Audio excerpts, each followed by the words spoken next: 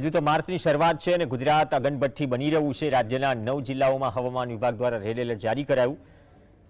મોટાભાગના જિલ્લાઓમાં 41 અને 42 ડિગ્રી તાપમાન નોંધાઈ રહ્યું છે। ગરમીથી બચવા માટે શેરડીનો રસ, બરફ, આઈસ્ક્રીમ, ઠંડા પીણાનો સહારો લોકો લઈ રહ્યા છે।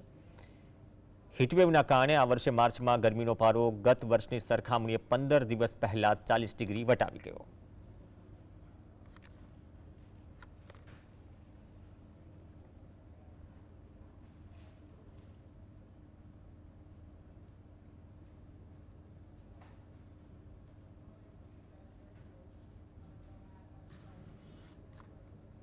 હમણાં રેડ એલર્ટ જે જાહેર કરવામાં આવ્યું છે તો લોકોને 1 થી 4 ની વચમાં બહાર નીકળવાનું ટાળવું જોઈએ ને વધારેમાં વધારે ઠંડુ પાણી છે અથવા નારિયેળનું રસ છે, પછી શેરડીનું રસ છે, એ બધું પીવાનું જરૂરી છે। ઉનાળો પૈતો છે અને ઉનાળો ચાલુ થયો છે અને તમે જોઈ શકો છો કે તાપ કેવો આકરો પડે છે।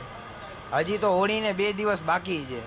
અત્યારે એમ લાગે છે કે મે મહિનો ચાલુ થઈ ગયો છે। એટલા કરતાં ખૂબ ભયંકર ગરમી છે। તો તમે જેટલા લોકોને બી કહેવા માંગે છે તો કે તમે લોકો પોતાનું ધ્યાન રાખો। ગરમીમાં જેટલું થઈ શકે એટલું પાણી પીઓ, પોતાની કાળજી રાખો અને પોતાની જેટલું થઈ શકે એટલું તડકાથી જેટલું પોતાને માસ્ક પહેરો કે સ્કાર્ફ એવું પહેરીને તમે બહાર